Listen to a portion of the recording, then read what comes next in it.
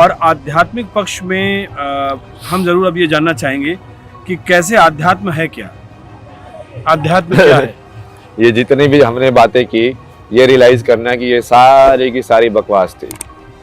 हाँ लेकिन लोगों को इन्हीं बातों में बड़ा इंटरेस्ट आता है महाराज जी। हाँ, तो ये दुनिया है, इस दुनिया को अपना समझ में नहीं आता है कि वो क्या कर रहा है, उसको दूसरों की ऐसी बातों में बड़ा मजा आता है। नहीं, वो तो भोगना ही है ना, जिससे हमें भोग की डिस्कस कर रहे थे, क्या भोग रहे थे। बट ये थॉट को भोगना है, जैसे मूवी को हम भोगते हैं जाके। तो क्या भोगा आपने, एक थॉट के बॉक्स को ही तो भोगा। तो ऐसे ही वो इस थॉट्स को बस भोग रहे हैं। आपसे बात कर रहा हूँ बड़े दिमाग में, मैं मानता हूँ कि भोग में भी योग है। भोग में भी योग है, विरक्ति के साथ, मतलब। हाँ, भोग से विरक्ति जब होगी तो ही योग होगा। ऐसा नहीं, है क्या? भोग तो एक्सटर्नल होता ही रहता है। हाँ। जैसे आप हमेशा अब किसी को भी देखोगे ना, जैसे कृष्ण के साथ इतनी सारी, वो बाहर से देखोगे तो ऐसा लग रहा है कि बहुत बड़ा भोगी है, लेकिन वो योगी है। बट वो योगी है। दिखता है भोगी पर है वो बड़ा योगी। तो उसमें बाहर से दिखने में और अंदर से होने में बहुत अंतर है। बाहर से जो कोई भी योगी है वो सही यदि परिपूर्ण होगा तो वो कुछ भी कर सकता है। जो परफेक्ट योगी होगा तो शिव की तरह कुछ भी कर सकता है। बोले यदि वो मारेगा नहीं भी ना किसी को तो भी उसको पाप नहीं लगेगा, या वो किसी को कोई भी चीज को भोग कैसे भी कर सकता है, उस चीज का उस पर कोई कर्म नहीं जोड़ेगा, क्योंकि वो अंदर से पूरा शून्य है। अंदर से पूरा शून्य होना मतलब कि उस चीज को वैसे देख ही नहीं रहा है, उसको वो सत्य में ही देख रहा है। वो देख रहा है कि सब शून्य ही है, तो मैं किस चीज को मारूंगा, कौन मर रहा है, मैं तो कुछ कर ही नहीं रहा हूँ।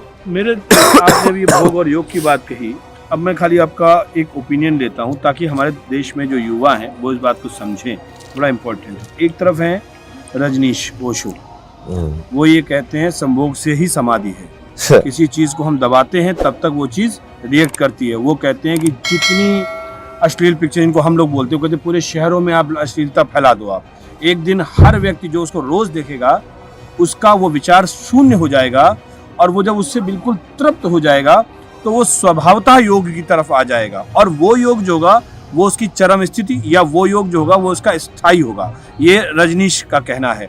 इस बात से सहमत हैं क्या आप? नहीं, ये उल्टी टेक्निक है ये। इससे इच्छा खत्म नहीं होती, इससे इच्छा बढ़ती है।